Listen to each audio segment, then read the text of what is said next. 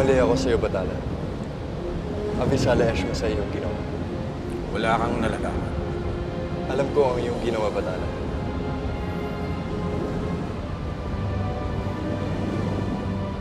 At kung alam mo makakabuti sa'yo, ititikom mo ang bibig mo. Tiyakin mo na walang makakaalam sa ginawa ko. Kung ayaw mo maging mas malala ang pamumuhay ninyong mga Ifrit dito sa Devas. Masusunod, Batala.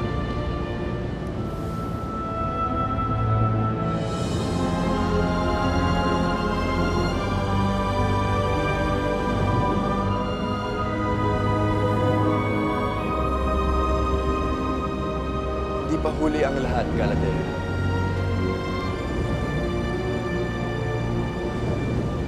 May pag-asa pa tayo. Batid ko. Nakikita ko. Hindi nga lubos na masama ang batalang si Genos.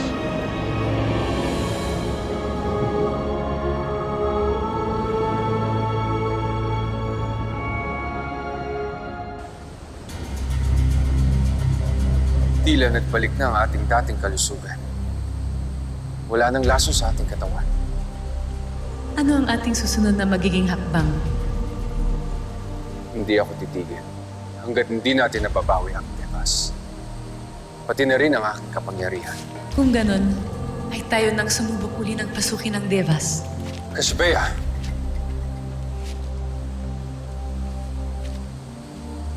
Mas mabuti siguro kung babalik ka na lamang sa Lireo.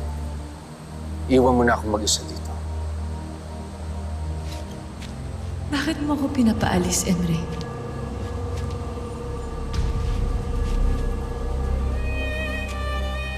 Sapagkat hindi patas makipaglaban ang ating mga kaaway. Ako'y nag-aalala sa'yo. Baka kung anong mangyari sa'yo, Kasbeya. Kaya mas mabuti pang iwan mo na ako dito. Di ko maaaring gawin yan, Emre. Hindi kita iiwan upang mag-isang makipaglaban sa mga masasamang batala. At kahit ikamatay ko pa ito, hindi ako natatakot. Kaya huwag niyo akong alalahanin. Humahanga ako sa iyong katapangan, Kasbeya. Karapat dapat kang maging isang bataluman. Kung hindi na magbabago yung isipan, kailangan na natin maghanda para sa susunod natin digmaan.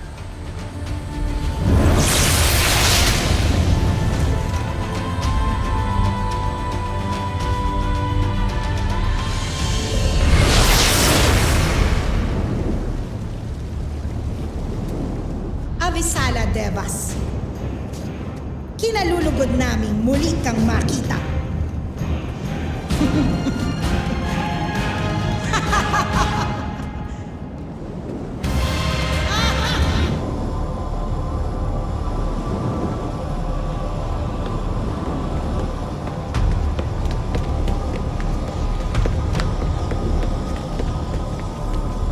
Maligayang pagbabalik, Ether.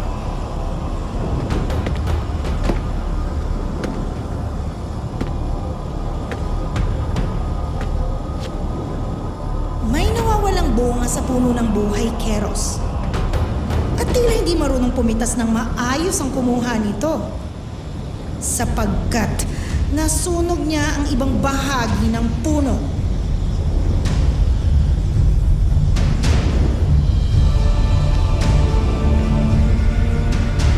Marahil ay gawa ito ng isang aliping Ifrit. Batid mong hindi sila natutuwa. Tayo nangangasiwa ngayon dito sa Devas. Marahil nga. Hayaan mo, Ether. Hahanapin ko kung sino may gawa nito. At parurusahan ko.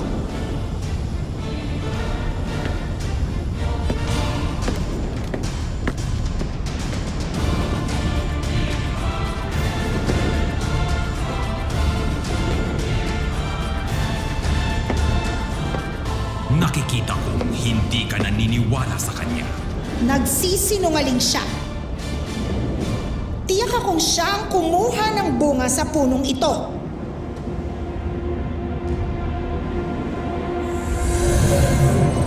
Hindi ako makapaniwala na lolokohin tayo ng ganito ni Keros. Hindi nga ako nagkamali. Malakas na uli ang dalawang yan. Sa kanila napunta ang nawawalang bunga ng puno ng buhay.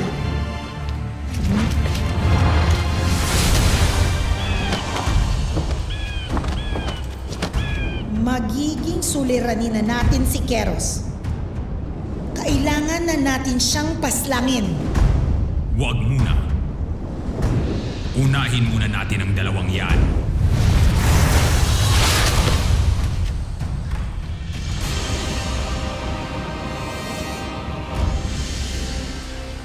Gumagaling ka na sa paggamit ng dehar. Isalayas mo, Cassiopeia.